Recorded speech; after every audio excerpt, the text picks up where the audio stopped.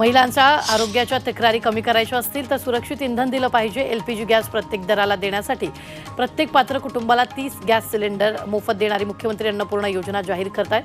52,16,400 कुटुंबांना हा लाभ मिळेल, तर 3 गॅस सिलेंडर मोफत मिळतील। हर घर नल हर घर जलसाठी 1,25,66,000 घरांना नळ जोडणी दिली, तर हर घर नल हर घर जलसाठी राहिलेल्या घरांचं काम प्रगतीपथावर असल्याचं बजेटमध्ये अजित पवारांनी सांगितलं। उपमुख्यमंत्री अजित पवार यांनी राज्याचा अर्थसंकल्प सादर केलाय। यावेळी त्यांनी गाव तिथं गोदाम या योजनेची घोषणा केली आहे। तसंच कापूस सोयाबीनसाठी शेतकऱ्यांना 5,000 रुपये अर्थसहाय्य करणार असल्याची घोषणा त्यांनी यावेळी केली आहे। विधवा दिव्यांग वृद्धांना आता 1,500 अनुदान मिळणार आहे। अजित पवारांनी अर्थसंकल्पात ही मोठी घोषणा केली। दिव्यांग व्यक्तींना इलेक्ट्रिक वाहनं दिली जाईल, सोबतच आनंद दिघे घरकुल योजना राबवली जाणार आहे, तर तृतीयपंथीयांना राज्य शासनाच्या योजनांचा लाभ मिळणार आहे। मुंबई नवी मुंबई ठाण्यात पेट्रोल डिझेलचा दर कमी होणार आहे। पेट्रोलवरील कर 26% वरून 25% करण्यात येणार आहे। मुंबई नवी मुंबई आणि ठाण्यात जास्त हा कर होता। या बदलामुळे या तिन्ही महापालिकेतील पेट्रोलचा दर 65 पैसे आणि डिझेलचा दर अंदाजे 2 रुपये 7 पैसे कमी होणार आहे। बजेटमध्ये अजित पवार यांनी अंगणवाडी सेविकांसाठी मोठी घोषणा केली। अंगणवाडी सेविकांसाठी 1 लाख रुपयाचा लाभ देण्यात येणार आहे। बचत गटाच्या निधीच्या रकमेत 15,000 40,000 रुपये करण्यात येणार असल्याचं अजित पवार यांनी सांगितलं। राज्याच्या अर्थसंकल्पात मुख्यमंत्री युवा कार्य प्रशिक्षण योजनेची घोषणा करण्यात आली। यामध्ये गरजू युवकांना मोफत प्रशिक्षण तसंच दरमहा 10,000 रुपये विद्यावेतन देणार असल्याची घोषणा करण्यात आली। भाजप नेत्यांनी आमची लायकी औकात काढण्यापेक्षा बीडमध्ये पंकजा मुंडेंचा पराभव कसा झाला याचं धस यांनी उत्तर द्यावं, असा सवाल अमोल मिटकरींनी धस यांना विचारला। तर पंकजा मुंडेंचा पराभव कसा झाला हे आमचा पक्ष पाहून घेईल, आम्ही त्याबाबत आढावा पक्षाला देऊ। अमोल मिटकरींना त्याबद्दल बोलण्याची गरज नाही, असा पलटवार भाजप नेते सुरेश धस यांनी केला। मंत्रिमंडळ विस्तारावर अंबादास दानवेंनी प्रतिक्रिया दिली। मंत्रिमंडळ विस्तार होणार नाही, सरकार जनतेला गाजर दाखवतंय, अशी प्रतिक्रिया त्यांनी दिली। यावर शिंदेंच्या सेनेतील नेते संजय शिरसाट यांनी दानवेंना प्रत्युत्तर दिलंय। जेव्हा केव्हा मुख्यमंत्री घोषणा करतील तेव्हा मंत्रिमंडळ विस्तार होईल, मात्र मंत्रिमंडळ विस्ताराशी विरोधकांना काय घेणं देणं, अशी खोचक टीका त्यांनी केली। चंद्रपूर जिल्ह्यातील शिवसेना ठाकरे गटाच्या पदाधिकारी आणि जिल्हाप्रमुखांनी राजीनामे दिले। रवींद्र शिंदेंची जिल्हाप्रमुख म्हणून निवड करण्यात आली आहे, त्याविरोधात जिल्हाप्रमुखांनी राजीनामे दिले। तर आपली नियुक्ती पक्षप्रमुख उद्धव ठाकरे यांनी केल्याचा खुलासा रवींद्र शिंदेंनी केला।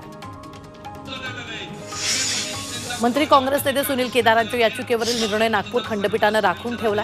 नागपूर जिल्हा सहकारी बँक घोटाळा प्रकरणात केदारांनी शिक्षेला स्थगिती देण्याबाबत याचिका दाखल केली होती।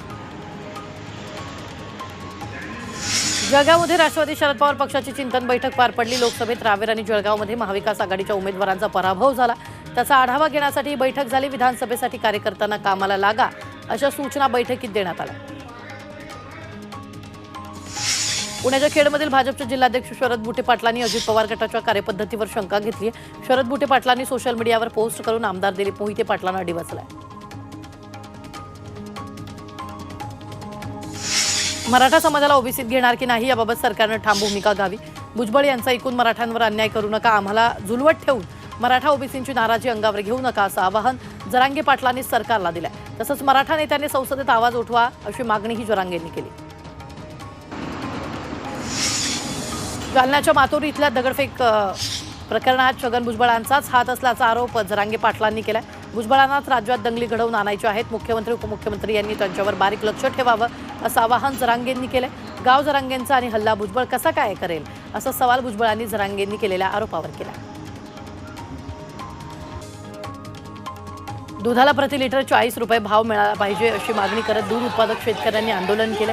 विधान भवनाबाहेर या शेतकऱ्यांनी दूध रस्त्यावर ओतून देत सरकारविरोधात घोषणाबाजी केली। दूध बुकी आयात करण्याच्या केंद्र सरकारच्या निर्णयाला यावेळी विरोध करण्यात आला। दरम्यान विधान भवनाच्या बाहेरील सुरक्षेसाठी तैनात पोलिसांनी या आंदोलकांना तात्काळ ताब्यात घेतलं। पुण्यात घडलेल्या छत्रपती शिवाजी महाराज पुतळ्याच्या विटंबना निषेधार्थ नाशिक पुणे महामार्गावर रास्ता रोको करण्यात आला। नाशिक रोड परिसरात शिवप्रेमी संघटना एकवटल्या असून जोरदार घोषणाबाजी करण्यात आली। पोलिसांकडून काही आंदोलकांना ताब्यात घेण्यात आलं। छत्रपती शिवाजी महाराजांच्या पुतळा विटंबना प्रकरणी साताऱ्यात रास्ता रोको करण्यात आला। हिंदुत्ववादी संघटनांनी कराड चिपळूण राज्य महामार्ग काही काळ रोखून धरला। सोबतच कराड आणि पाटण शहरात बंदही पाळण्यात आला। शिर्डीच्या राहता इथे हिंदुत्ववादी संघटनांनी रास्ता रोको आंदोलन केले। पुण्यातील छत्रपती शिवाजी महाराजांच्या पुतळा विटंबन प्रकरणी नगर मनमाड रस्त्यावर रास्ता रोको करण्यात आला। यावेळी राष्ट्रीय अस्मितेच्या सुरक्षेसाठी कायदा लागू करण्याची मागणी करण्यात आली।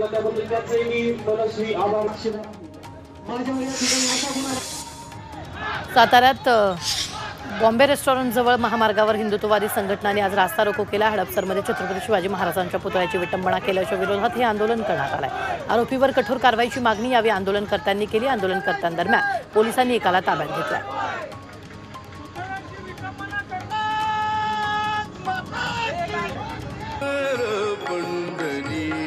देहूनगरीत लाखो वारकऱ्यांची मांदळी पाहायला मिळते।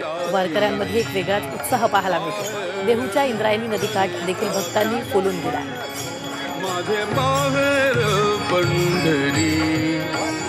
राज्यसभेच्या नवनिर्वाचित खासदार सुनेत्रा पवार यांनी आज देहूमध्ये पालखी प्रस्थान सोहळ्याला हजेरी लावली। तुकोबांच्या पादुकांची विधिवत पूजा त्यांच्या हस्ते संपन्न झाली। तर राज्यात शेतकऱ्यांना चांगले दिवस येऊ दे, चांगला हमीभाव त्यांना मिळू दे असं साकडं पांडुरंगा चरणी सुनेत्रा पवार यांनी केलं। यावेळी सुनेत्रा पवार यांनी देखील फुगड्या घालून वारकऱ्यांच्या आनंदात सहभाग घेतला।